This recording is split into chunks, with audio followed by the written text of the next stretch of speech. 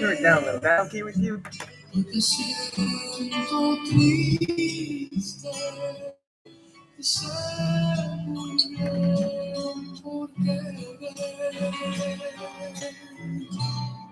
tú querrás decirme que he cambiado mucho. El amor se acaba y quiero terminar. Y aunque ni un momento pueda estar lejos de ti, no soportar. Go. Hello, uh, hello everyone. My name is Myth, and I am with my co-host King Vontae. Today we will be talking about diseases and general stuff in particular. The reason I chose diseases as my main topic is because I thought it would be an interesting thing to discuss, and I thought it would be helpful to those who want to pursue a career in medical development. Of course, obviously you're not gonna get the medical training that you need from the fact that I'm only telling you these facts, but they still come in handy in some cases if you want to prepare for your medical exam or your medical studies. Well, except for the mathematical parts, but you get the idea. Okay, here I go. What makes you happy and fulfilled? Yeah. Who, me? Hmm. That's what you asking me that? Yes. Just doing what I love, you know. I got a professional job and as a media coordinator slash media supervisor here. And I'm gonna continue to elevate my career in media. I can make it in any form of media. I'm probably the most talented person the age of 25, 25 and under, maybe even 30 and under. The sky's the limit. The sky's not even the limit for me. Oh, okay. My important values and beliefs. I believe it's important to be constructive when it comes to criticizing each other, even during conflicts that are not favorable in our condition to us. I also believe that it is necessary to question certain philosophies if you want true progress. What specific philosophies do you think should be questioned? They were born like that. I mean, is he really should that really be an excuse for poor behavior? Or behavior about what? Should the excuse they were born like that be an excuse for poor behavior? What's your Or what are you talking about specifically? I, I'm talking about how I'm talking about how the people just simply accept things rather than challenge the ideas. What specifically do they not challenge? They do not they do not challenge their authority, they do not challenge their beliefs, and they also do not challenge their harmful habits, such as alcohol, I mean, and refusing to accept criticism. we're being honest, nobody really has full control over anything. And COVID should show us that you only got control over what you do. Okay. And that's just my opinion, though. Yeah, I mean, yes, I think inspection is important. And it's important to be uh hmm, it's important to be constructive during conflicts in order for everyone to learn from it. Oh, God. Defining moments of your life. I remember having high cholesterol at the age of 10. That was the moment I decided to take vegetables more seriously. Of course, my brother didn't start eating vegetables that much till he was 14 due to a certain medical condition he has. well, it's Crohn's disease. He started bleeding. And he had to eat vegetables because of it. To this day I still eat vegetables, and they're actually not that bad. Of course, just make sure to avoid the moldy ones because they're dangerous for you. Same goes for fruits. How do you handle change and uncertainty? Well, first off, I keep my expectations low. Second, I make sure to help people understand what they are going through in order to, make sure they are feeling fair. I keep my expectations for myself pretty high, extremely high. And I focus on what I want to do, my dreams, my passion. Um, Anything media related is really my passion. Um, that's how which helped me come up with as a me. Sports was my favorite thing to talk about. Music was probably my second favorite thing to talk about, and entertainment related things probably my third favorite thing to talk about. And those are three of the five most things talked about when it comes to media. I think you know, like trending topics and maybe news related topics might be the only other things that's competing with sports, music, and entertainment as far as um, media consumption. But with that, I kind of do talk about trending topics in different areas. Sometimes we do talk about news related things. Uh, I'm not really a politics guy, but we did talk about politics, things of that nature. It was really designed to like even though like the show is called SME, it's not just about about me, not just about King Bronson, but it's about uh, building a team, building well organized team well organization. Because one man can't do it by himself. That's a fair. That's a fair point. Also, I would like to discuss breakthroughs in medical science. The breakthrough of medical science that I want to talk about is vaccines.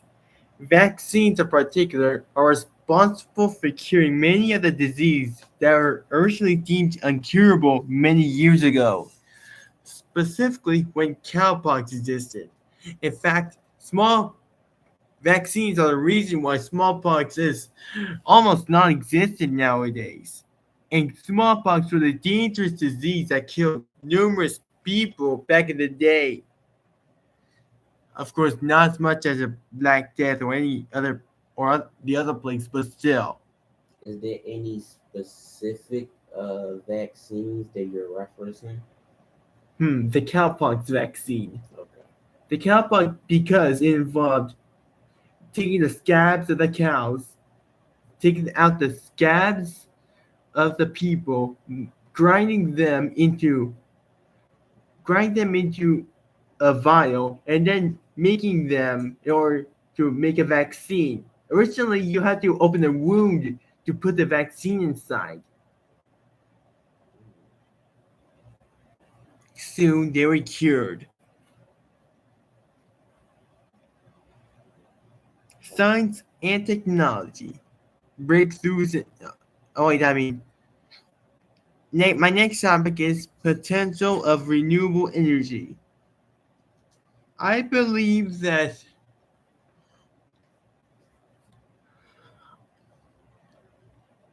it's important to have renewable energy because coal is environmentally destructive and emits a lot, I mean a lot of carbon into the atmosphere. My 2 cents on it: use nuclear energy. Nuclear energy is proven to to be renewable and much more environmentally friendly than coal. Of course, you also have to deal with the amount of uh, nuclear waste, but that can be dealt with thanks to that bacteria that eat up the radioactive material in order to process it properly, and to ensure that the nuclear waste does not pollute the environment whatsoever. Number 53. Advances in robotics. Historically, robotics were just anthropomorphic machines that were originally puppets. But ever since the invention of technology, they would often use wires and metal and some programming to command the robot. Back then, they were simply simple and strictly used were meant for labor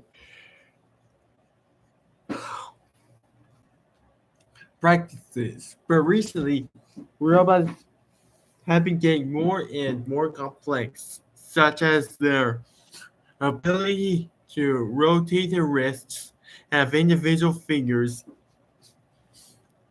and have the ability to walk by themselves. Of course, they are still not as advanced as the science fiction ones in fiction, but they are still a huge step of progress when you think about it.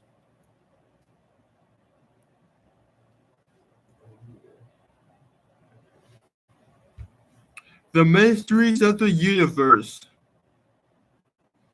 They say that the universe will one day be destroyed, while others say that the universe is an all expanding is the all expanding thing that even the most powerful human beings on the earth cannot control. I say we'll never find out. By then, we lived our lives in the next generation, and it'll be the next generation's turn to live their lives. Maybe our descendants will, but they'll be very different from us in terms of anatomy and biology. Yeah, I don't think we'll ever find that out in our lifetime. Yeah, definitely not.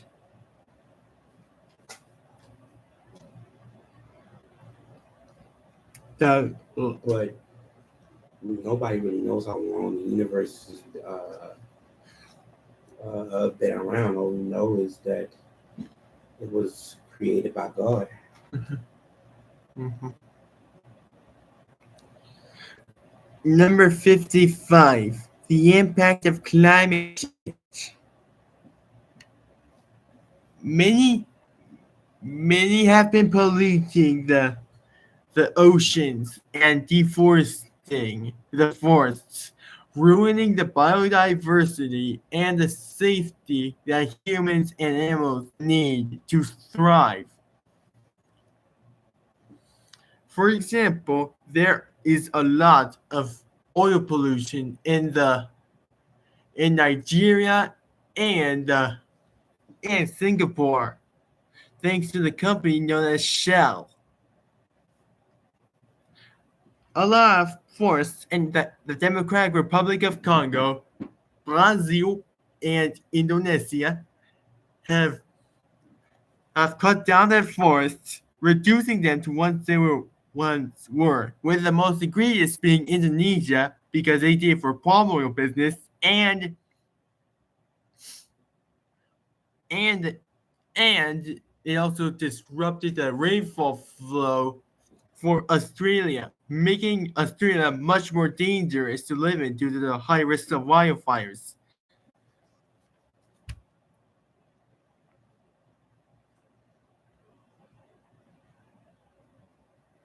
Number 56. The role of genetics in health. Health is very important because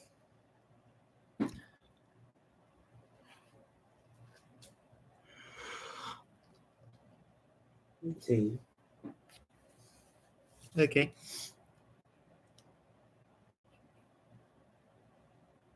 Hang, hang Yeah, and really like health. Really, we need to stay in physical shape, um, so we don't have diseases later on in life, and we need to make sure our mental states are really, really good, so we can keep flowing and going throughout our day, throughout our life journey. it also affects our influencing of susceptibility to various diseases, determining how our bodies react to treatments, and shaping our physical characteristics.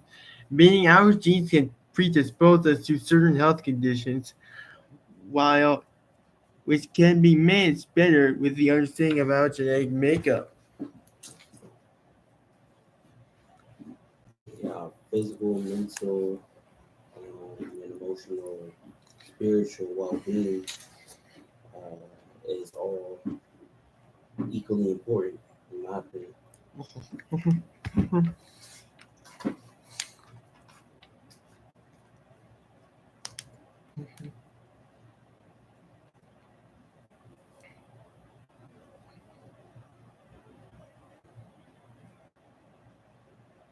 What's your next topic?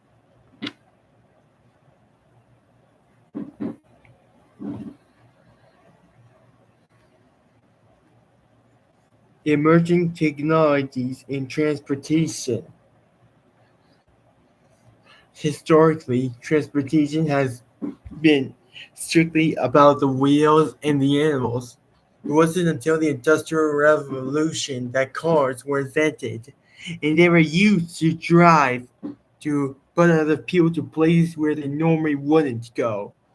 Not to mention that trains are also important because they help carry around the stuff that we need for our daily lives, along with making sure that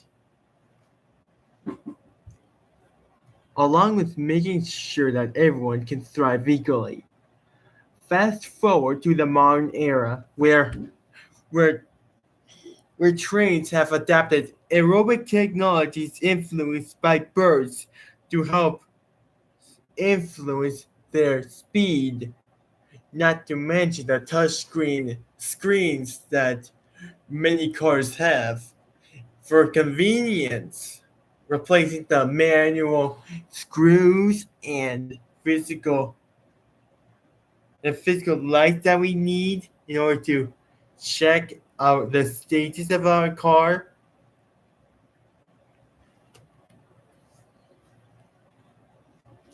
Oh yeah, with modern day technology, travel maybe in the next, I want to say, decade or two could drastically improve. You have Tesla cars with it's automatic driving, things of that nature.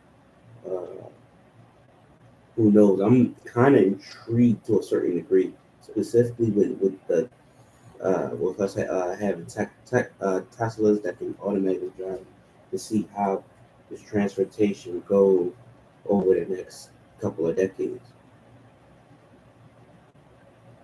The future of virtual reality. First, first we had the in, first we had the television, then we had the internet, and now we have the metaverse. The metaverse is the metaverse is the active is a form of virtual reality in which many people can disguise themselves in their avatars to ensure stability, to ensure people can see how they want to be seen, and make sure that everyone can interact with each other, whether it be from close by or far away. Of course, do keep in mind that virtual reality is still in the progress of being developed and must be dealt with high caution because there are many users who would disguise themselves and mislead other people into believing their alter ego. Yeah, you just gotta be careful on the internet with anything you consume. Anybody you don't personally know that you talk to. You don't have their phone number, things like that nature. You gotta just be very, very careful, very, very aware of your surroundings and who you surround yourself with.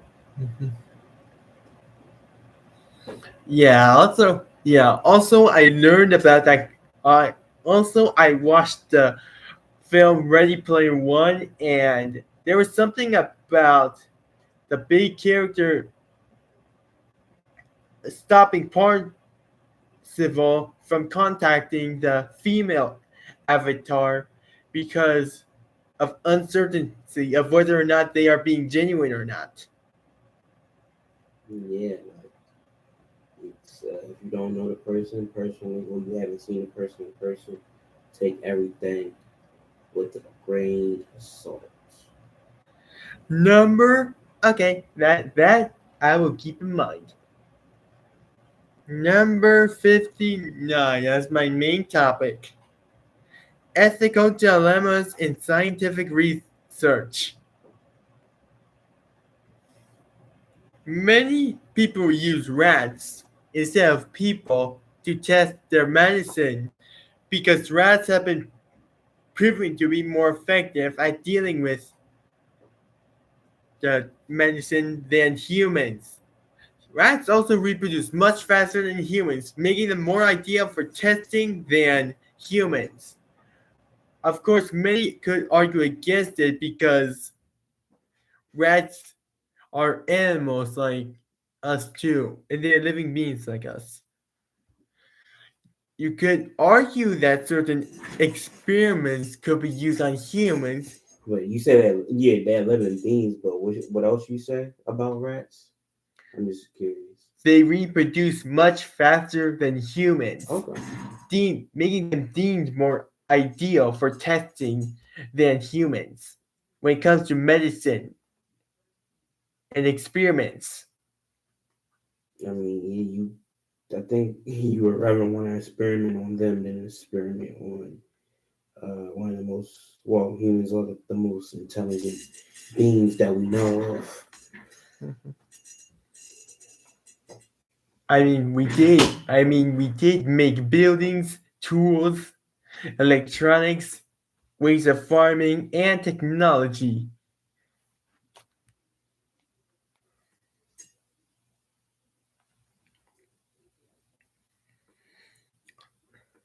I also think that we should not resort to anything unethical.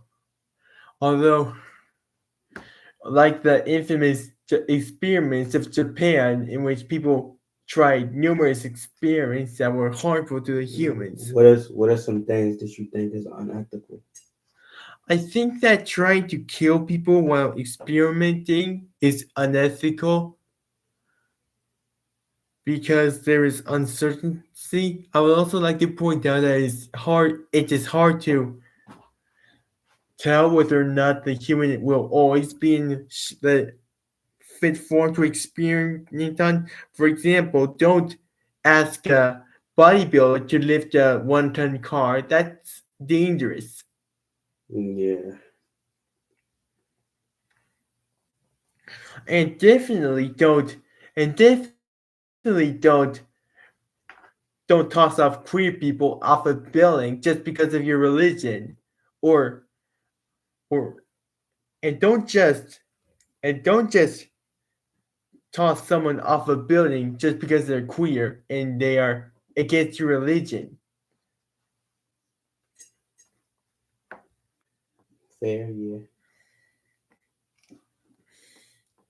I also think that we have to credit everyone Also think we have to properly compensate those who are experimented on because they put their hard work in order to be tested on.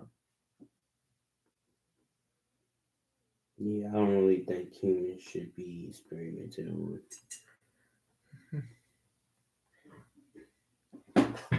What about rats? Um, I mean, the human population wants to get rid of as many rats as possible. Look,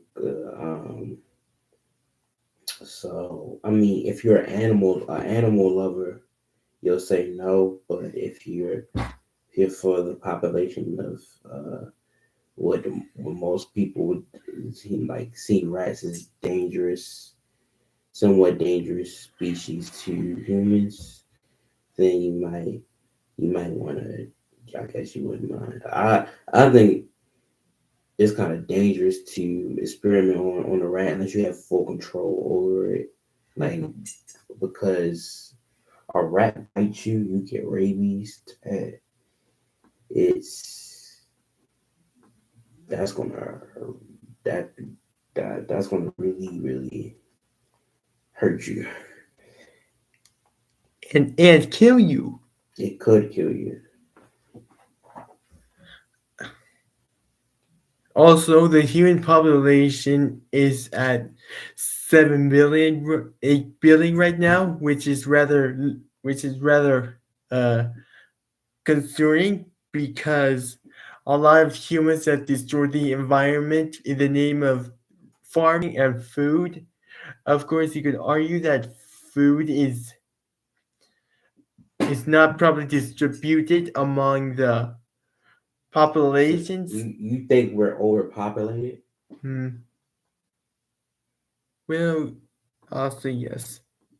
What is your reason of thinking that? Because we as humans often clear land for clear forests to make room for land of farming. A lot of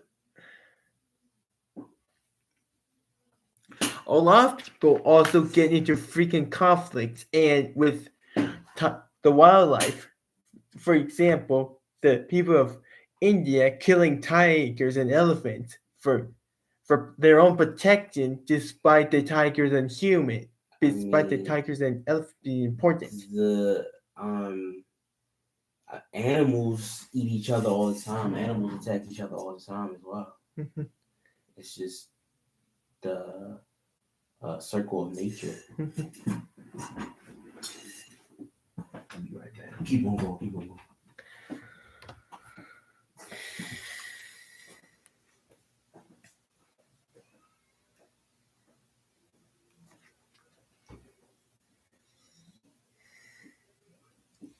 Number 60, the intersection of technology and education.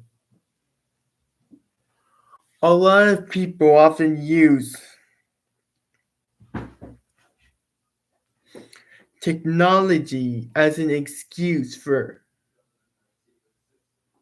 a lot of people often use technology in order to ensure their friendships and to ensure their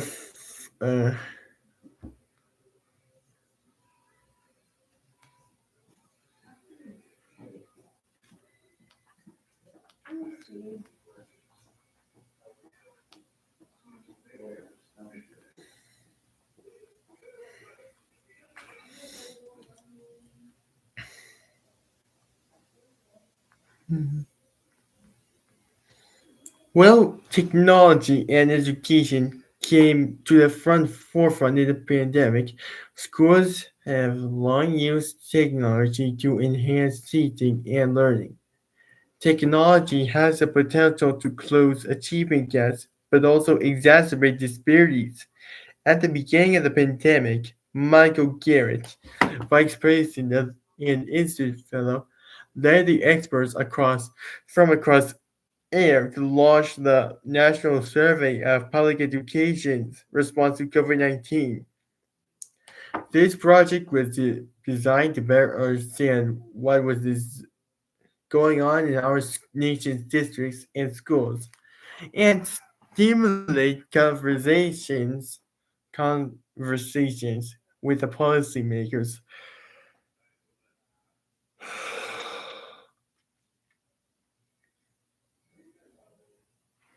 about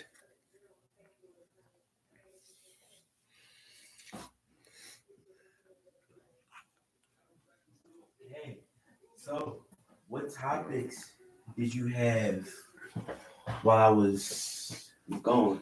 I'm still just just one topic, the topic about technology and education being intersected.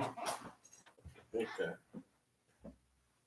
Um, do you think technology is harming us or helping us in the modern day? And what's your reasoning for either answer you have? You think it's more? Yeah. I think technology can be helpful, but it must be implemented properly. Because if it's not implemented properly, many people will feel conflicted about how technology is being used. Not to mention the risks of distractions during the classroom work.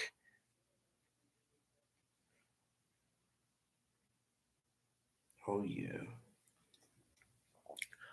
I also think that simply blocking access to certain websites won't work. We need to we also need to make sure that the site is credible.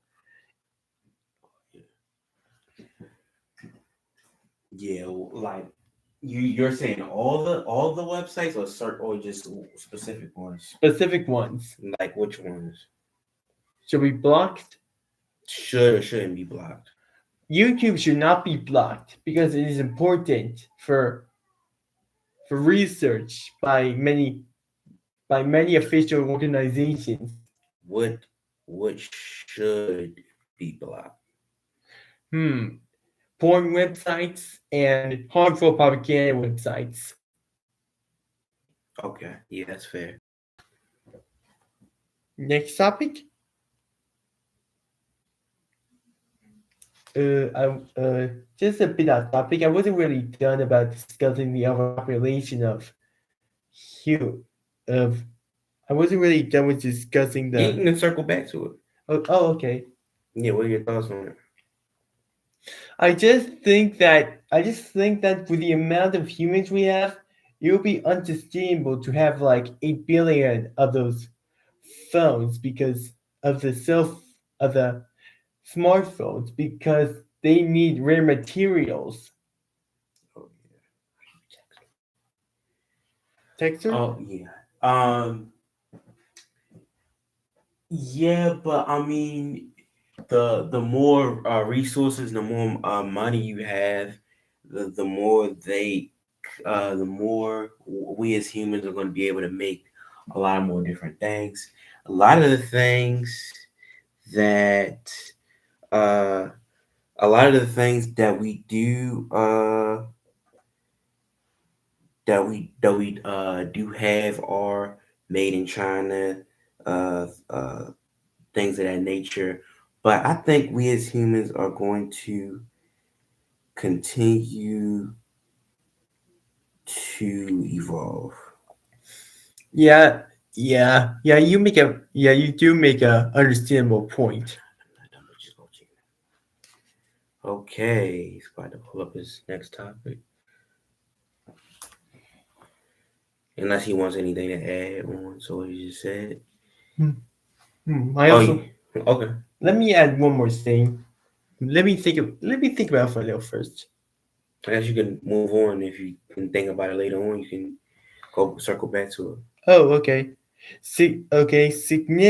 Okay. History and culture. Significant historical events. Man, what do you mean? Like is a specific category or just in general? Because there's a lot of historical events. Hmm. The one. I would like to point out the infamous Congo situation with King Leopold II. Oh yeah, oh yeah. There's a lot. You got the world wars. You got uh, you got um, you got Martin Luther King. His speech, "I Have a Dream." You got Malcolm X. If you want to go into sports, you have Muhammad Ali fighting for uh, um, having to fight for the country while he was boxing. Um, there's a lot of things. Unfortunate things happen as well. You had slavery, you had the um, you had the Indians getting their country taken, things of that nature. So it's this good and bad things. Yeah, but do you have anything to add on it? I would like to point out how many nations, how much of history is not often mentioned. For example, while the African transatlantic slave trade was mentioned, the Islamic slave trade is uh, uh, is frequently unknown to the Western world. The Islamic slave trade would often steal Africans, and then they would not even let them have children. The, the Islamic slave trade had a much more higher fatality rate than the transatlantic slave trade. Yeah, it's a lot of like unfortunate history throughout history. That's a tongue twist. That could be a tongue twister for some people. As you can go on to your next topic.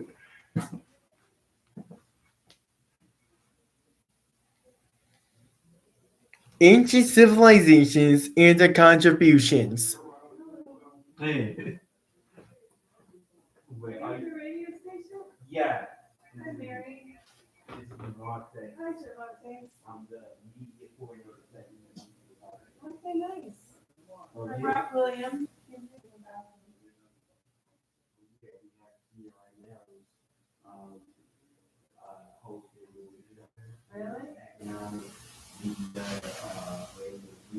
Okay. Last time I was there, 50 stars, so I hope they support what you did. And somebody else actually had a partner.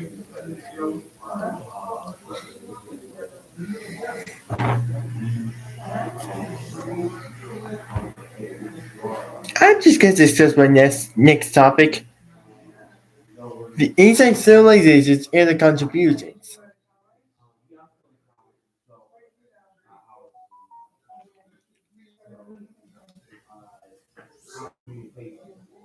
I'll discuss history of the Jews.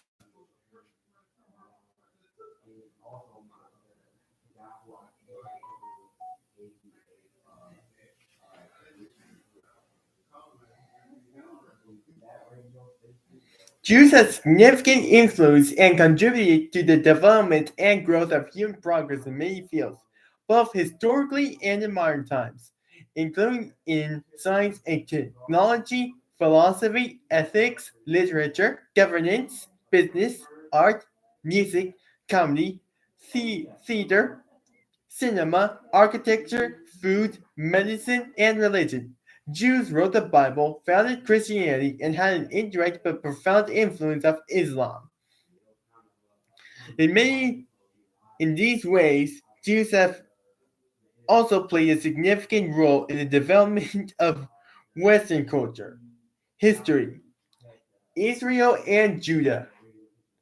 The earliest recorded evidence of a people by the name of Israel appears in the Merneptah state in the Moneta Stele, which dates to around 1200 BCE, before Christ.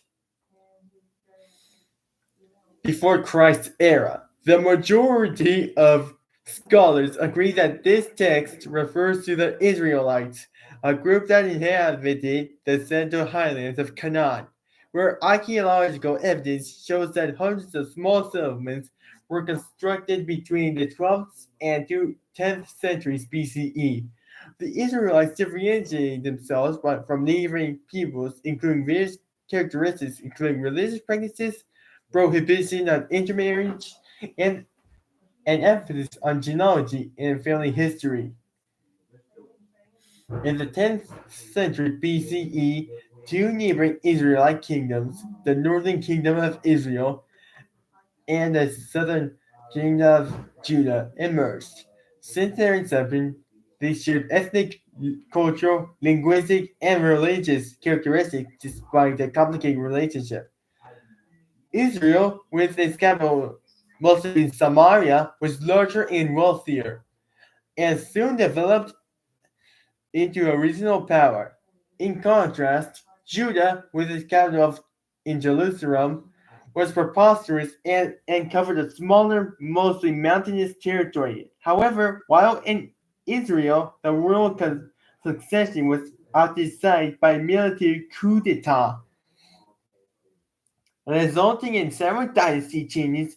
Political stability in Judah was much greater, as it was ruled by the house of David for the whole 4 centuries of its existence. Around 720 BCE, Kingdom of Israel was destroyed when it was conquered by the Neo-Assyrian Empire, which it came to dominate to the ancient Near East. Under the Assyrian resettlement policy, a significant proportion of the northern Israeli population was exiled to Mesopotamia and replaced by immigrants from the same region. During the same period, and throughout the 7th century BCE, the kingdom of Judah, now under Assyrian vassalage, experienced a period of prosperity and witnessed a significant population growth. This prosperity continued until the Neo-Assyrian king Sin-Achai devastated the region of Judah in response to the rebellion of the area, ultimately having halted at Jerusalem. Later in the same century, the Assyrians were defeated by the rising Neo-Babylonian Empire, and Judah became its vassal. In 556 BCE, in 587 BCE, following a revolt in Judah, the Babylonian king Nebuchadnezzar II besieged and destroyed Jerusalem and the First Temple, putting an end to the kingdom. The majority of Jerusalem's residents, including the kingdom's elite, were exiled to Babylon. Second Temple period. According to the Book of Ezra, the Persian Cyrus the Great. Feel free to tag along, especially if he doesn't mind. Who the heck is this guy? He's currently the radio intern, the newest radio intern. According to the Book of Ezra, the Persian Cyrus the Great ended the Babylonian exile in Do you want to sit? 586 BCE, the year after he captured Babylon. The exile ended with a return That's okay. under Zerubbabel Hey, the prince, what's your name? San Juan San Juan, what? Lee. Lee, William. Is he recording something? Yes, I'm recording. Oh, you can continue. So what is Yeah, wait, what he's recording. what is it exactly you talk about? Oh, this fine. What exactly is it you talk? Is it history? The history? It's just general subjects. It's just general subjects. It's not limited to just history. His show is called Economic Media Radio News, and this is his 4th episode. We have another intern that's coming in tomorrow. One of our big superstars here. I'm not going to say his name, but his show is called Dragon Sports Radio News. Maz was Sports Music Entertainment Radio Network. The name of the station that we're building is called Action Influence Radio Network. Hmm. Nice. Uh, So you record yourself saying things? yes. What is William's last name, if I may ask? Oh, we're recording right now, so I don't know if he would feel comfortable with that. Oh, okay. I guess if you have, but Okay. Oh, let's open it. So, but if you have, you guys have any questions that you want to ask, while we're, you can, as long as it's radio friendly, you can ask whatever questions that you guys have. How long are we gonna be here, Mom? William, what are things that you like to watch on YouTube? Okay, how long are we going to be here? Probably like 20 minutes. Sir, what questions do you have either for? So, what got you interested in doing this thing to begin with? What got you interested in doing this thing to begin with? To be honest, I was strictly here because I need to make money for my parents. At least that was what I wanted to do when I first got this job. But ever since then, I felt like I could practice my speech or whatever. Mm-hmm. That's nice. Okay, you got questions for me? You can. What topics do you research? It's just general. It's just diseases, history, economics, media, food, whatever you name it.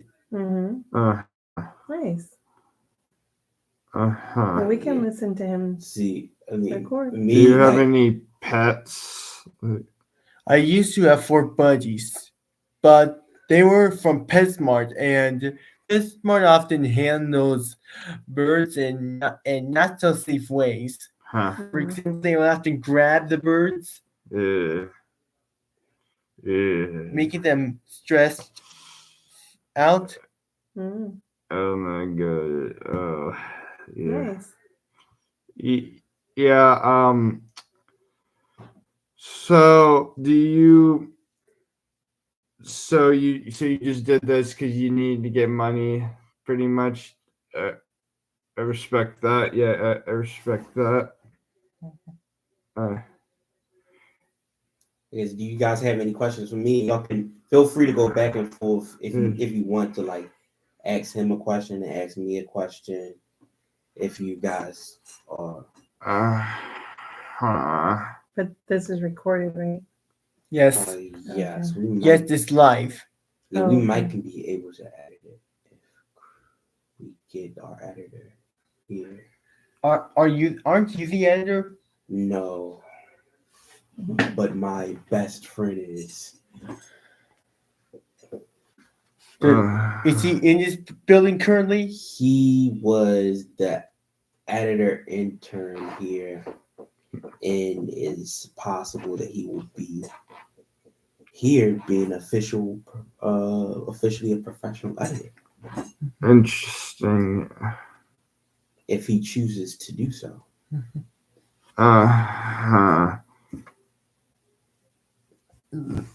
Do you have any other questions, William?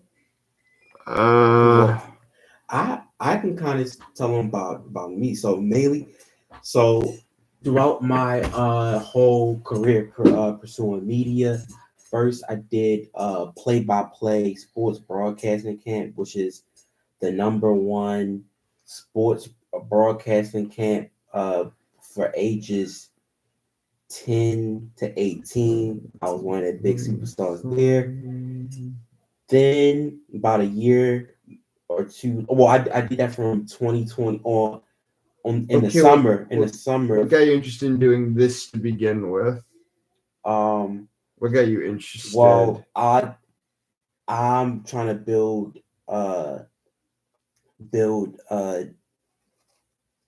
as good as a resume as I humanly possibly can, because I've been pursuing media competitively for about 9 years, and I've been at least thinking about it for going on 12, 13 years. Wow. So yes, I was one of the big superstars there at play-by-play sports broadcasting camp. Then I did Sportscaster, which was like a competition, which the best, whoever had the best show would receive, like each month will receive $1,000. And I believe around, I want to say 2018 or 2019, I had the #1 solo show on an app called Sportscaster, but the app had shut down around 2022. #1 solo show. I #2 overall in the sports show that barely outperformed me, because one, I was still in high school, so I only had half of the time. Two, they had a group of people. They had a group of people, just like how we're trying to have a group of people, because no one man can win by themselves. As you see, one of the #1 sports analyst, who's had the #1 show, Stephen A. Smith, he didn't win by himself. You had him and Skip Bayless working together. Then you had him with Max Kellerman. Now you have him, Shannon Sharp, and a incredible crew. So At First Take. what does it look like if you come to work here? Is it just you two in a room, or Sometimes I might separate the groups, because I might do that tomorrow, because he talks about something completely different than my other intern talks about. But most of the time, only reason Mom wants me to do this job is because she thinks this is live. Wait, just But explain later. But most of the time, I try to keep the groups together if I can.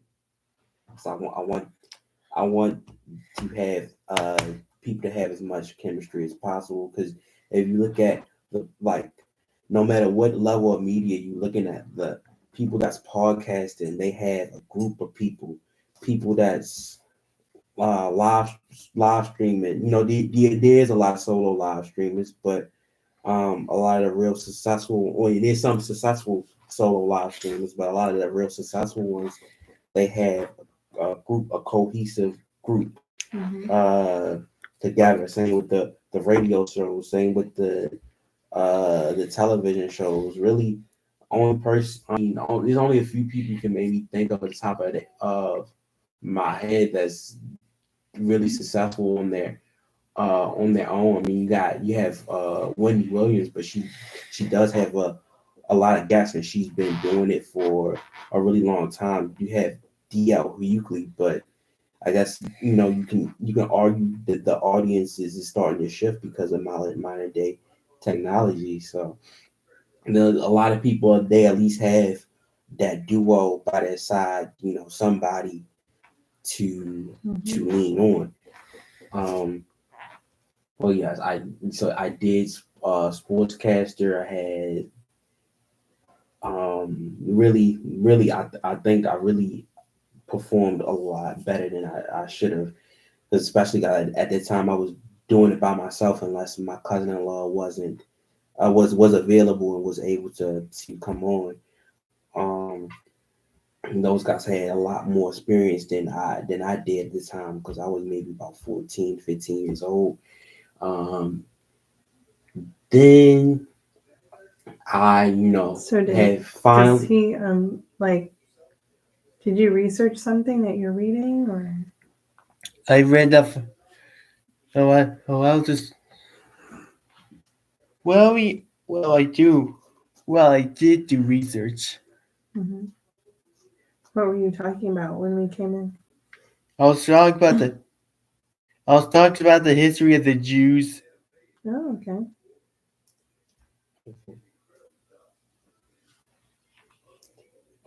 Oh yes. Oh, is it my turn? Continue or is it still your turn? I wasn't done discussing the history of Israel. Oh, I mean the question. I think we should probably do the questions first, and then we go back to you. 'Cause then I had got some internships in a different location a couple years ago. We were supposed to do a radio equipment, but it was a little bit at the COVID, so the timing was kind of weird. But we eventually came here. Mhm. Like I mentioned before, there was a radio station here.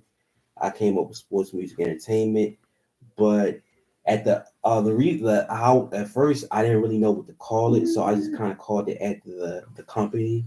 But then, we had to change the name. I'm like, okay, I like sports. Somebody else in here likes sports. I also like music. Somebody else in here like music. This What kind of sports? You like football or? yeah, like mainly football and basketball, but majority of the sports. And I'm like, I also like entertainment. Is people that talk about entertainment related things. So I put it together. As you can see, this shirt that was made for me in my church. So yeah, I put it together. SME Sports Music Entertainment. There was a lot of different things I was trying because around at the end of the fourth episode, the kid that interned was no longer there. He was like my right hand man for sports related things. So I went outside the box and asked my co-hosts what they wanted to talk about. So we had consultant come on the show. We had a hair owner like him and the dude and his wife own a hair company come on the show and talk, and we asked them questions. And then the consultant, crazy thing is the consultant, I didn't know at the time but that was my boss's brother, and he rapped on there, and I was like, hey, I mean, it was phenomenal, but I'm like, can't nobody outdo me on my show, so I rapped on there, and it's elevated, I sung, when singing wise, I'm hit or miss, but I'm going to take classes for singing because I used to be really, really good at singing, and I can dance as well. What do you enjoy most about doing this? What I enjoy the most about is really elevating my game when it comes to media, because I already know I knew I was good when it came to sports related things, but expanding it really beyond that shows the sky's the limit. Granted, I wouldn't mind being the next Stephen A. Smith, but I can create something. I can create something even greater. I mean, and this podcast is only audio. It's live streamed. Just audio or video? Video, audio, all of that. I mean, I could like if you want. I could probably show you. I ain't gonna rap the whole thing, but maybe it's a snippet of what I rapped before. No, thank you. Okay. You have any pets? I had a dog. His name was. I didn't name him, but his name was Stevie Wonder. What breed was he? Lobster Otso and a Shih Lobster Ot? Yeah, he's still around. So I think. Lapso? Yeah, he's still around. He's still alive. He's just not in my possession. Is that your daughter? No. She's too young to probably be my daughter unless I would have had her. Oh, Lhasa Apso. Mm-hmm. Yeah, he's still around. Like me and my sister was both taking turns with him, but he has a new owner now. So you said groups come in. How many are part of a group? Right now, it's a small group. So if he comes, so we have him, we have another kid, we have somebody else that interned here before that might be coming back. So that's 1, 2, 3, and we get him. That's 4, and then we get me. That's 5. But I think at one point we had somewhere between 5 and 10 people here. Right. Probably, I would say maybe around 7, and including myself. Okay. Do you have any other questions, William? Yeah. Do you? This is a very chill place, very chill environment. The only thing this is really supposed to prepare you for radio, which we're still building. We're still trying to get more radio equipment, but we are going to have our own. We're all going to have our own space. We might eventually have logos, and we are going to have a call-in number. So the only thing I really ask is to keep it radio friendly, but other than that, you can say whatever you want.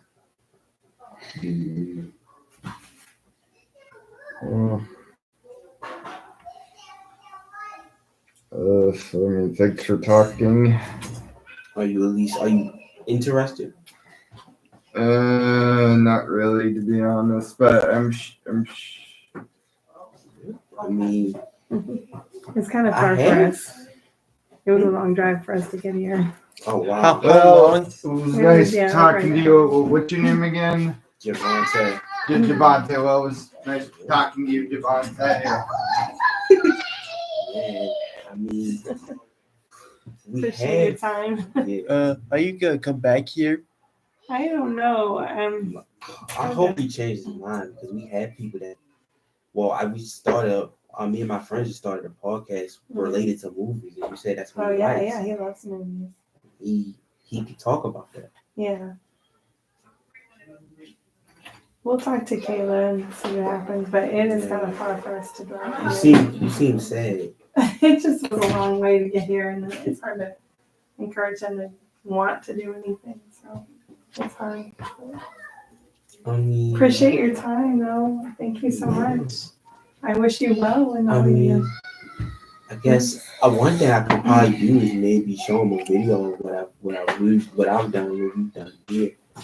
That might. I hate to interrupt your. Like, I know that you're live, so maybe you have my email.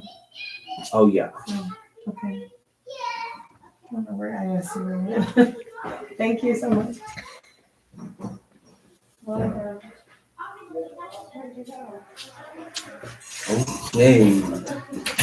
We Now got it's all back to you.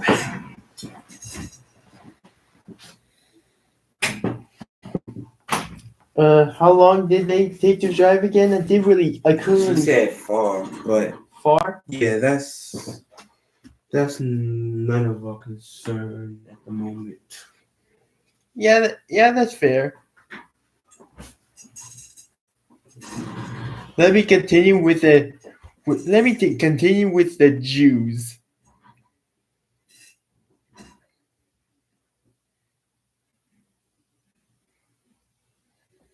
Let me take where else. I think.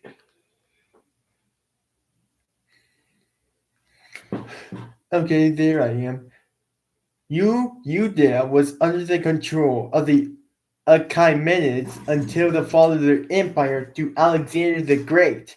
After several centuries under foreign imperial rule, the Maccabean revolt against the Seleucid Empire resulted in independent Hasmonean kingdom, under which the Jews once again enjoyed political independence for a period spanning from 110 to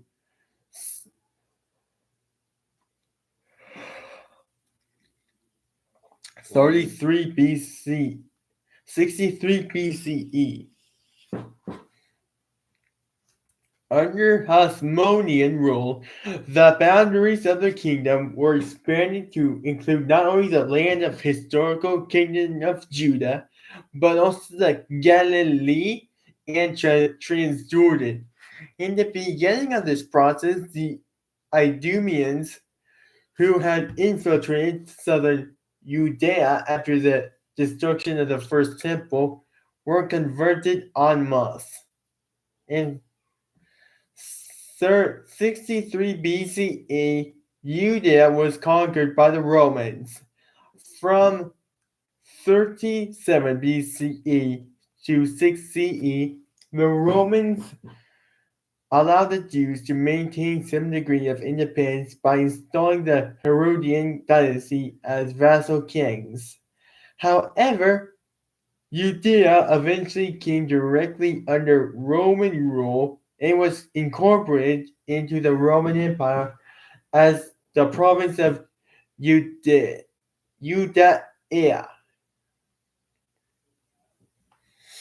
The Jewish-Roman Wars, a series of unsuccessful revolts against the Roman rule during the 1st and 2nd centuries CE, had significant and disastrous consequences for the Jewish population of Judea. The First Jewish-Roman War culminated in the destruction of Jerusalem and the Second Temple. This severely reduced the Jewish population of Judea and was denied any kind of political self-government. A few generations later, the Bar Kokhba revolt erupted, and its brutal suppression by the Romans led to the depopulation of Judea. Following the revolts, the Jews were forbidden from residing in the vicinity of Jerusalem, and the Jewish demographic center in Judea shifted to Galilee.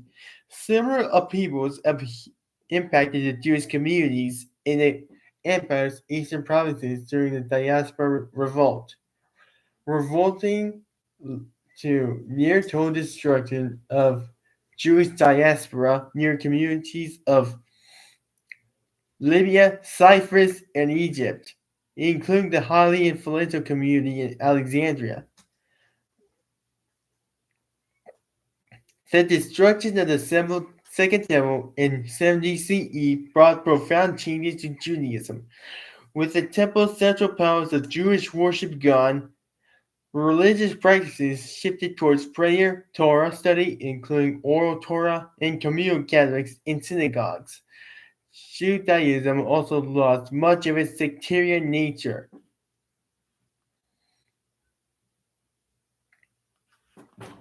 Two of the three main sects that flourished during the late Second Temple period, namely the Sadducees and the Essenes, eventually disappeared, while the Pharisaic beliefs became the foundational, liturgical, and ritualistic basis of Rabbinic Judaism, which has since emerged as a prevailing form of Judaism since late antiquity.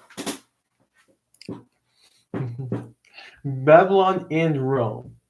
The Jewish diaspora existed well before the destruction of the Second Empire in 70 CE and had been ongoing for centuries, with the diaspora driven by both forced expulsions and voluntary migrations.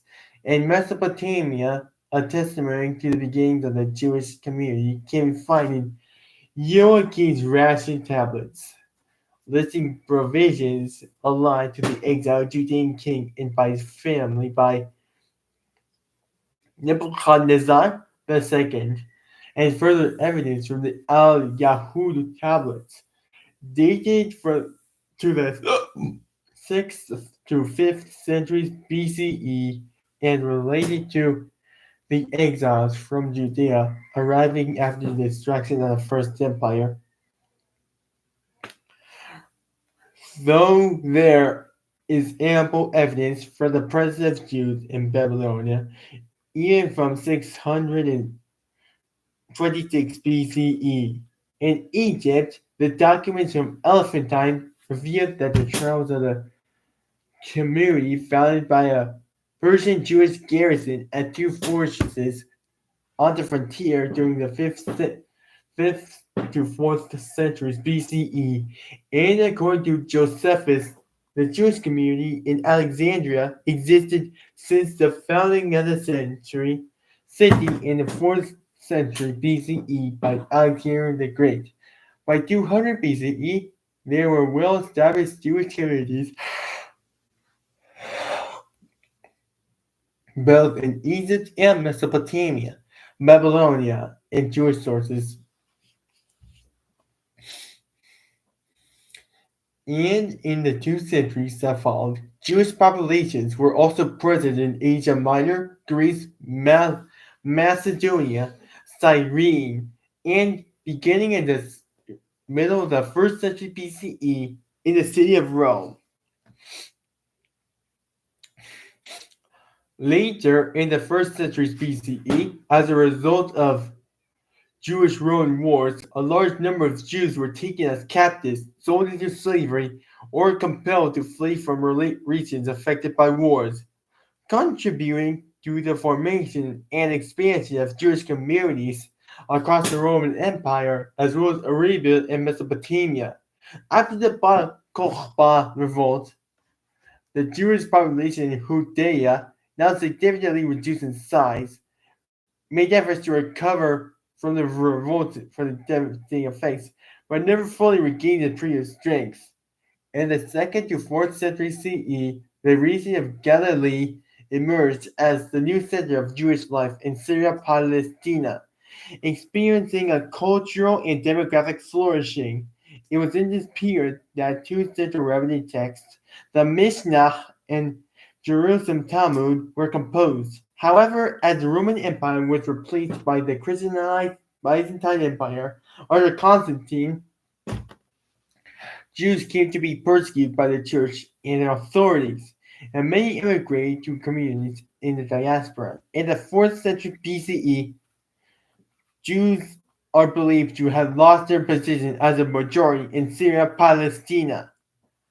The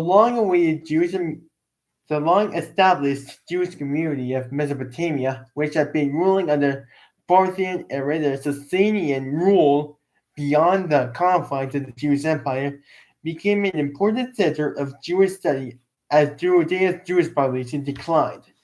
Estimates often place the Babylonian Jewish community of the 3rd to 7th centuries at around 1 million, making them the largest Jewish diaspora community of that period. Under the political leadership of the Exarch, who was regarded as the royal heir of the House of David, this community had an autonomous status and served as a place of refuge for the Jews of Syria Palestina. The number of significant Talmudic academies, such as the Nechardia, Pumbedita, and Sula academies, were established in Mesopotamia, and many important Amorim were active there.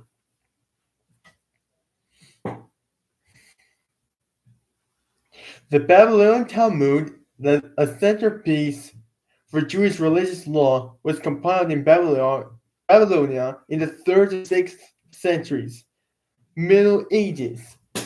Jewish diaspora communities are generally described to have coalesced into 3 major ethnic subdivisions, according to where their ancestors settled: the Ashkenazim, the Sephardim, and the Mizrahim. Sephardim and the Mizrahim. Romanite Jews, Tunisian Jews, Yemenite Jews, Egyptian Jews, Ethiopian Jews, Berkanian Jews, specifically the ones in Central Asia, Mountain Jews, and other Jews also predate the arrival of the Sephardic diaspora. Despite experiencing repeated waves of persecution, Ashkenazi Jews Western Europe worked in a variety of fields, making an impact on their communities, economy, and societies. In Francia, for example, figures like Isaac Eudeus and Armentarius occupied prominent and social economic positions. However, Jews were frequently the subjects of discriminatory laws, segregations, blood libels, and pogroms. What is a pogrom?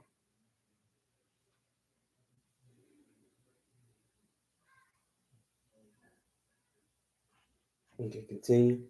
The pogrom is a violent riot aimed at Jewish people. Pogrom, which culminated in events like the Rhineland massacres and the expulsion of Jews from England. As a result, Ashkenazi Jews were gradually pulled eastward to Poland, Lithuania, and Russia. During the same period, Jewish communities in the Middle East thrived under Islamic rule, especially in cities like Baghdad, Cairo, and Damascus. In Babylonia, from the 7th to 11th centuries, the Pumbedita and Surya academies led the Arab into the entire Jewish world.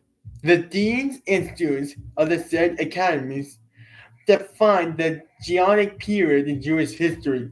Following this period were the Rishonim, who lived from the 11th to 15th centuries. Like their European counterparts, Jews in the Middle East and North Africa also faced periods of persecution and discriminatory policies, with the Almohad Caliphate in North Africa and Iberia issuing forced conversion decrees, causing Jews as Maimonides to seek safety in the regions. Initially, under Visigoth rule, Jews in the Iberian Peninsula faced persecutions, but the circumstance changed dramatically under Islamic rule. During this period, they thrived in the Golden Age, making significant intellectual and cultural contributions in fields such as philosophy, medicine, and literature by figures such as Samuel Ibn Nahlilah, Yudah Halevi, and Solomon ibn Gabirol. However, in the 12th to 15th centuries, the Iberian Peninsula witnessed a rise of anti-Semitism linked to persecutions, anti-Jewish laws, massacres, and forced conversions, peaking in 1391. And the establishment of the Spanish Inquisition for that same year. After the completion of the Reconquista and the issuance of the Alhambra decree by the Catholic monarchs in 1492, the Jews of Spain were forced to choose: convert to Christianity or be expelled. As a result, around 2,000 Jews were expelled from Spain, seeking refuge in places such as the Ottoman Empire, North Africa, Italy, the Netherlands, and India. A similar fate awaited the Jews of Portugal a few years later. Some Jews chose to remain and pretend to practice Catholicism. These Jews were formed members of Crypto-Judaism. Modern period. In the 19th century, when Jews in Western Europe were increasingly granted equality before law, Jews in the Pale Settlement faced growing persecutions, legal restrictions, and widespread pogroms. A pogrom is a riot meant to target Jews. Zionism emerged in the late 19th century in Central and Eastern Europe as the National Revival Movement, aiming to reestablish a Jewish polity in the land of Israel and endeavored to restore the Jewish people back to their ancestral homeland in order to stop the exoduses and persecutions that have plagued their history. This led to waves of Jewish migration to Ottoman-controlled Palestine. Theodor Herzl, who was considered the father of political Zionism, offered his vision of the future Jewish state in his 1896 book, Da Judenstaat, the Jewish state. A year later, he presided over the First Zionist Congress. The anti-Semitism that infected Jewish communities in Europe also triggered a mass exodus of more than 2 million Jews to the United States between 1881 and 1924. The Jews of Europe and the United States gained success in the fields of science, culture, and economy. Among those generally considered the most famous were Albert Einstein and Ludwig Wittgenstein. Many Nobel Prize winners at this time were Jewish, as is still the case.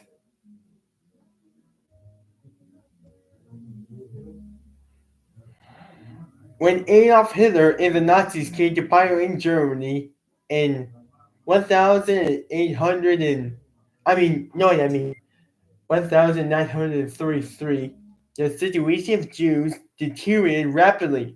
Many Jews fled from Europe to the mandatory Palestine, the United States, and the Soviet Union. As a result of racial anti-Semitic laws, economic difficulties, and the fear of an impending war, World War III started in 1939, and by 1941, Hitler occupied almost all of Europe. Following the German invasion of the Soviet Union in 1941, the final solution, an extensive organized effort with an unprecedented scope intended to annihilate the Jewish people, began, and resulted in the persecution and murder of Jews in Europe and North Africa. Wait a minute. I thought the Holocaust. Wait a minute. I thought Hitler could only control Europe and not the North Africa. Hitler is probably the most dangerous person to ever exist. For dead people, we use past tense like was. Still, that doesn't really change the fact he killed a lot of people. In Poland, 3 million were murdered in gas chambers in all concentration camps combined, with 1 million at the Auschwitz camp complex alone. The Holocaust is the name given to this genocide, known in Hebrew as Shoah, in which 6 million Jews were systematically murdered. Before and during the Holocaust, enormous numbers of Jews immigrated to mandatory Palestine. On 14th of May 1948, upon the termination of the mandate, David Ben-Gurion declared the creation of the State of Israel, a Jewish and democratic state in the land of Israel. Immediately afterwards, all neighboring Arab states invaded, yet the newly formed IDF resisted. In 1949, the war ended and Israel started building a state and a majority mass waves aliyah from all over the world. Culture, religion. The Jewish people and the religion of Judaism are strongly interrelated. Following converts to Judaism are typically have a status within the Jewish ethnos equal to those born into it. However, several converts of Judaism, as well as the ex-Jews, have claimed that the converts are treated as second-class Jews by many born Jews. Conversion is not encouraged by mainstream Judaism. and is considered a difficult task. A significant proportion of conversions were undertaken by children of mixed marriages or would-be or current spouses of Jews. The Hebrew Bible, a religious interpretation of traditions and early history of Jews, established the first Abrahamic religions, which are now practiced by 54% of the world. Judaism guides adherents in both practice and belief, and has been called not only a religion but also a way of life, which has been made drawing a clear distinction between the Judaism, Jewish identity, and Jewish culture rather difficult.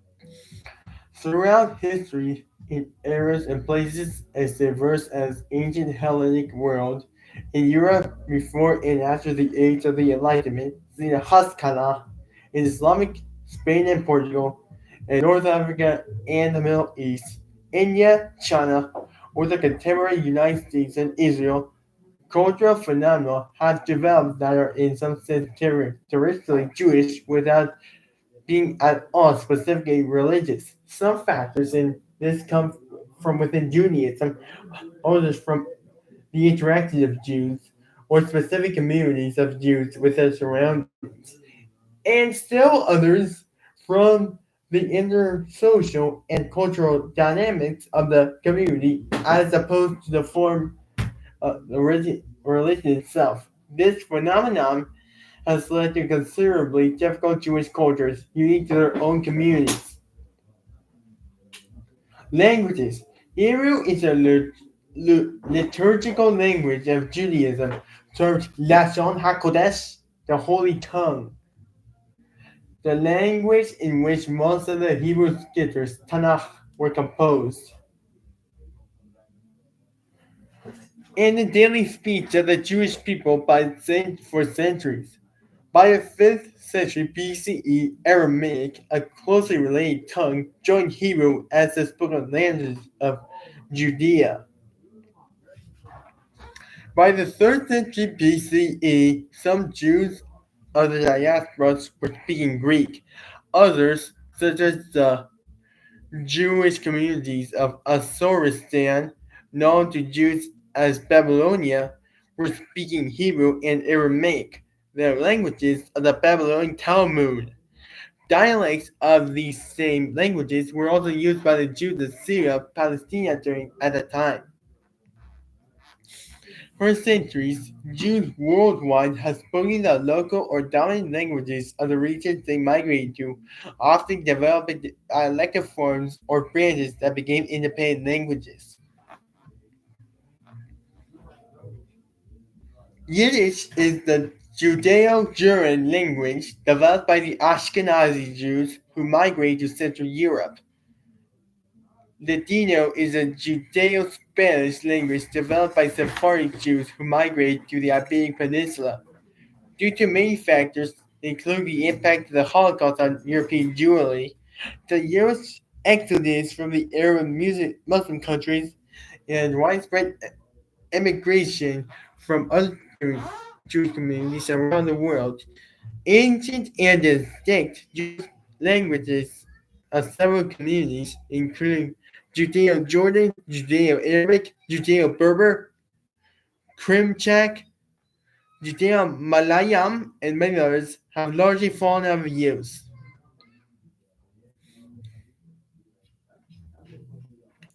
For over 16 centuries, Hebrew was used almost exclusively as a liturgical language and as a language in which most books have been written on Judaism, with a few only speaking Hebrew on the Shabbat. Hebrew was revived as a spoken language by Eliezer ben Yehuda, who arrived in Palestine in 1881 and has not been used as a mother language since the Tanakh times. Modern Hebrew is designated as the state language of Israel. Despite efforts to revive Hebrew as the national language of the Jewish people, knowledge of the language is not commonly possessed by Jews worldwide, and English has emerged as the lingua franca of the Jewish diaspora. Although many Jews once had sufficient knowledge of Hebrew to study classic literature, and Jewish languages such as Yiddish or Latina were commonly used as recently as the early 20th century, most Jews lack such knowledge today, and Jewish has by and large superseded most Jewish vernaculars. The three most commonly spoken languages among Jews today are Hebrew, English, and Russian. Some Romance languages, particularly French and Spanish, are also widely used. Yiddish has also been spoken by more Jews in history than any other language, but it is far less used today following the Holocaust and the adoption of modern Hebrew by the Zionist movement and the State of Israel. In some places, the mother language of the Jewish community differs from that of the general population or the dominant group. For example, in Quebec, the Ashkenazic majority has adopted English, while the Sephardic minority uses French as its primary language. Similarly, South African Jews adopted English rather than Afrikaans. Due to Tsarist and Soviet policies, Russian has superseded Yiddish as a language of Russian Jews, but these policies have also affected neighboring communities. Today, Russian is the first language for many Jewish communities in a number of post-Soviet states, such as Ukraine and Uzbekistan, as well as Ashkenazic Jews in Azerbaijan, Georgia, and Tajikistan.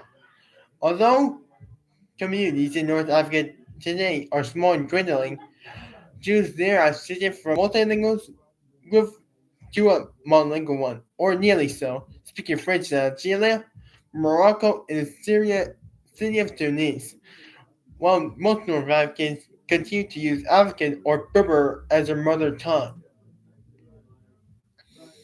Leadership. There is no single governing body for the Jewish community, nor a single authority with responsibility for a religious doctrine. Instead, a variety of secular and religious institutions at the local, national, and international levels lead various parts of the Jewish community on a variety of issues. Today, many communities have a chief rabbi who serves as a representative of that country's Jewry. Although many Hasidic Jews follow a certain hereditary Hasidic dynasty, there is no one commonly accepted leader of all Hasidic Jews. Many Jews believe that the Messiah will act as a unifying leader for Jews in the entire world. Theories on ancient Jewish national identity. A number of modern scholars of nationalism support the existence of Jewish national identity in antiquity. One of them is David Goodblatt, who generally believes in the existence of nationalism before the modern period. In his view, the Bible, the parapitical literature, and the Jewish collective identity. You can see. In his view, the Bible, the parabiblical literature, and the Jewish national history provide the base for a Jewish collective identity. Although many of the ancient Jews were illiterate, as were their neighbors, their national narrative was reinforced through public readings. The Hebrew language also constructed and preserves national identity. Although not as widely spoken as in the 5th century BCE, Goodblatt states the mere presence of the language in spoken or written form could invoke the concept of Jewish national identity. Even if no one Even if one knew no Hebrew or was illiterate, one could recognize that a group of signs was in Hebrew script. It was a language of the Israelite ancestors, the national literature, and the natural religion. As such, it was inseparable from the national identity. Indeed, it's me impressive in visual or oral medium could invoke the identity.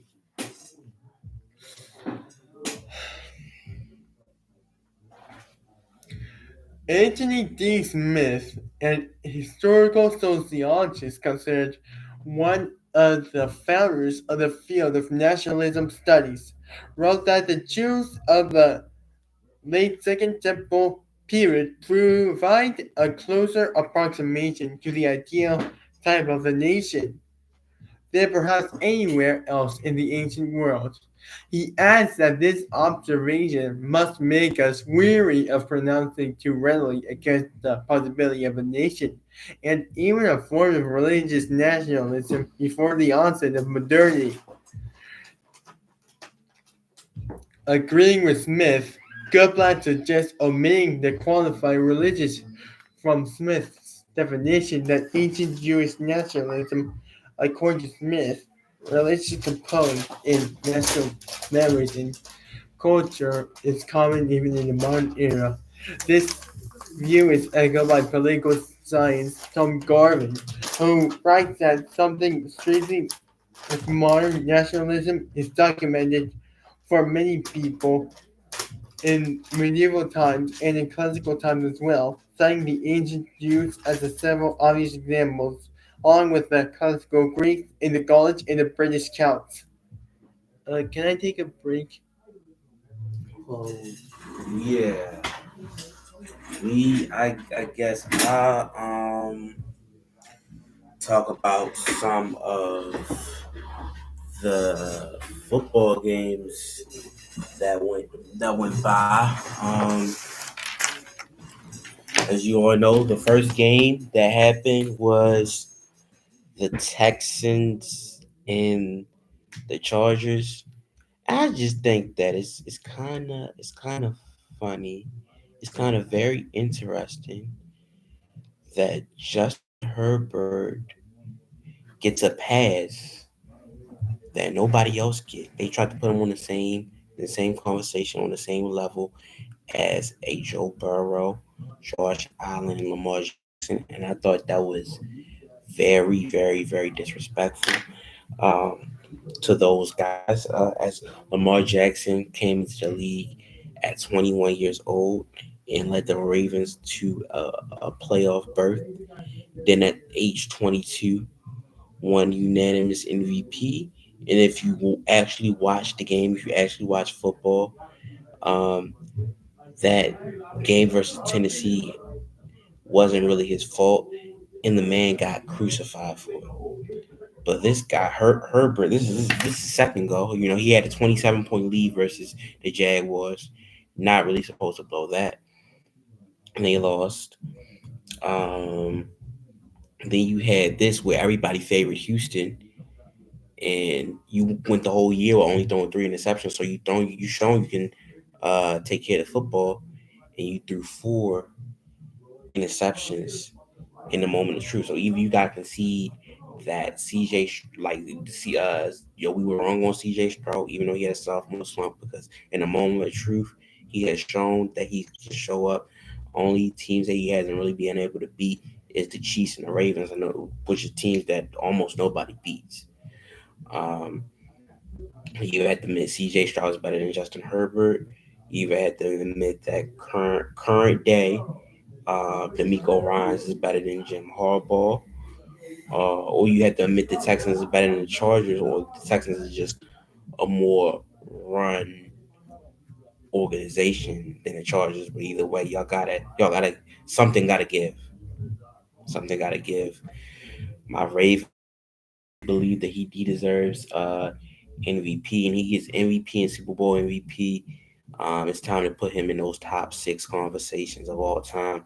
If he does that, he should win MVP, and I really do think that uh, the Chiefs this year are kind of like the Ravens from last year, and the Ravens this year is kind of like the Chiefs from last year. So I would probably put Brady. You know, Brady would still be one. Montana would be two. Mahomes would be three for now. Manny would be four, Aaron Rodgers would be 5, and Lamar Jackson would probably be number 6 all time. Let's go on to the Sunday game. The Bills handled business like I expected. Um, but I don't think Allen has really played has beaten somebody that's on his level in the playoffs, although he's statistically very good in the playoffs. As first playoff game, they played Deshaun Watson and the Houston Texans, which the Texans won. His next playoff game, he played the Colts, were led by Phillip Rivers, but Phillip Rivers was in, I believe, his last year of playing football. And the Bills won. Then they played the Ravens, and I'm gonna go. I'm kind of being petty. I'm gonna go y'all logic. Y'all say Lamar can't perform in the playoffs, so I guess he still even he's like, okay, you still ain't play nobody on your level based off of logic.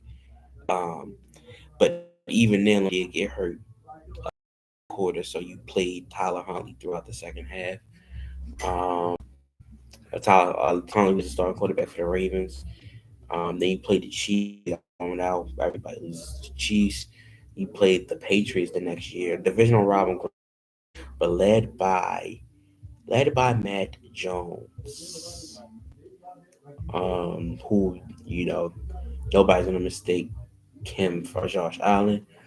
Um, then you you play the Chiefs. Um, you match Mahomes, but in the moment of truth, I mean you showed up in the moment of truth, but uh, Mahomes got it done. Um, the Chiefs got it done. Yeah, you did some things you can excuse, but also we can make excuses for when the Chiefs played the Patriots. Um, you know, I mean, he played almost flawless that game, but so did Mahomes. I think you can debate whoever played better, but it is what it is. Then you have 2022 season where they barely beat a Skylar Thompson led Dolphins team. Then the Bengals they lost. Granted, and then last year played the Steelers, but Mason Rudolph is a downgrade from even Justin Fields and Russell Wilson this year. They Chiefs again and lost. This year you beat a 24-year-old rookie quarterback in Bo Nix. And let's see what you do next round. Um, the Eagles handle business like I expected. Um, if Justin Herbert get in the pass, everybody should get a pass. Everybody. Because like man, but the Eagles they arguably had the scary roster in the NFL. They handle business like they were supposed to. I expected Jordan Love to play a little bit better. I I mean the verdict can still be out on him, but he's at least shown flashes of coming up clutch. The Packers in important games only lost to really, really good football teams, only lost to playoff teams. By week 17, everything was kind of wrapped up. Last year, the Cowboys was heavily favored, and the Packers went up there, blew them out. You had Green Bay having a huge lead on San Francisco, things of that nature. Yeah. So the verdict still out on Love, but he's shown flashes that he can perform. In the playoffs, the next match was the Commanders and the Buccaneers. The Commanders got things done like they were supposed to. Um, the future is bright for them. Um, and Maryland has the best football team um, in America. Soon that debate who rookie season was better, Daniels or Stroud. Um, all you got to do is continue to build that roster up, and the Commanders might be the best team in the NFC. Then Something told me the Vikings was fraudulent, which I was proven right. I just had that same vibe, like the same team of 2 years ago that won 13 games and lost to the Giants in the first round. And the Rams are scary and dangerous. To close out my divisional round picks, I'm 6-0. I'm 6-0. I got all the games right. I'm picking the Chiefs and Ravens in the AFC Championship game, and Eagles and Lions in the NFC Championship game. But we will see, as Mammoth just left.